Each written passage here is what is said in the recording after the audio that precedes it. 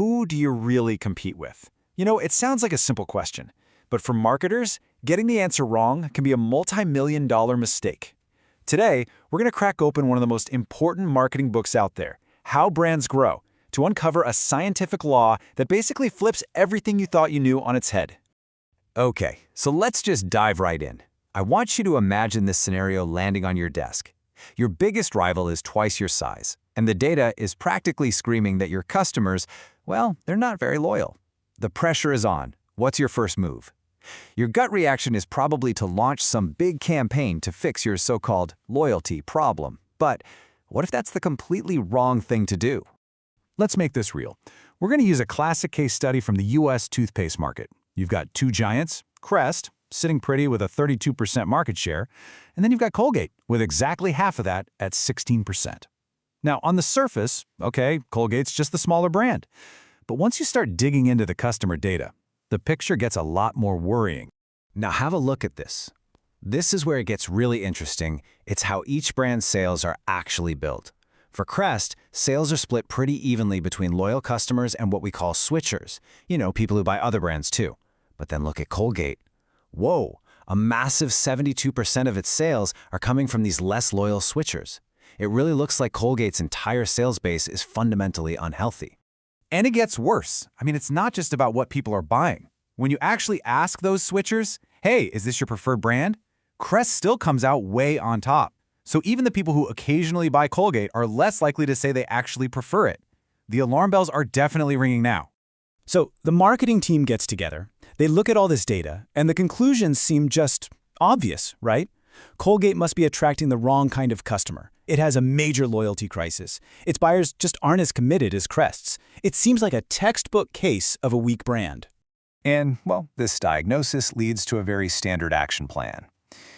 Let's make more persuasive ads. Maybe we should even attack Crest directly.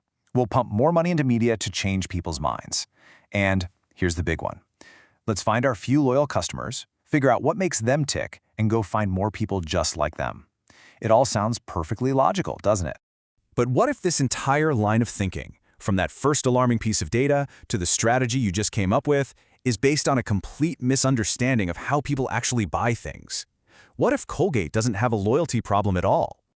So, to solve this mystery, we have to stop relying on our gut feelings and start looking at the hard evidence. We need to investigate a predictable, almost scientific law of marketing that shows up over and over again. And this is it. It's called the double jeopardy law. And honestly, it's a total game changer. It basically says that smaller brands always get hit with a double whammy. First, the big one, they have way fewer buyers. And second, those buyers they do have are also slightly less loyal. They buy the brand just a little bit less often. And that word slightly is absolutely key here. This slide just illustrates the point perfectly. Take washing powder in the UK. The market leader, Persil, has more than double the share of the smallest brand, Surf. Now look at penetration. That's just the percent of people who buy it. Persil has 41%, Surf has 17%, a massive difference. But now look at the loyalty metric, the purchase frequency. It's almost identical for every single brand. It barely moves, from 3.9 down to 3.4. And this isn't some fluke. It's not some weird thing that only happens with British laundry detergent. No, this pattern shows up again and again and again across pretty much any product category, any service in any country you can think of. There are decades of data to back this up. Let's look at another one, US shampoo. Okay, so the leader, Suave, has 12 times the market share of Tiny Little Finesse. Its penetration is almost 10 times larger. But what about its purchase frequency? Suave's customers buy it on average just twice a year. Finesse's customers buy it 1.4 times. The enormous difference in their size is almost entirely because of the number of buyers, not how loyal those buyers are. Which brings us all the way back to our original problem. This quote from the author, Byron Sharp, just says it all. Colgate's scary-looking loyalty numbers, they aren't a sign of a sick brand. They are the perfectly normal, totally predictable numbers for a brand of its size. That data doesn't explain why Colgate is smaller. It's simply a result of Colgate being smaller. And right here, this is the twist that changes absolutely everything. The problem isn't loyalty, it's not about persuasion, it's not about brand love. The real issue is that most marketers are working with a completely outdated map of how their customers actually behave. Yeah, it really comes down to this simple, kind of provocative truth.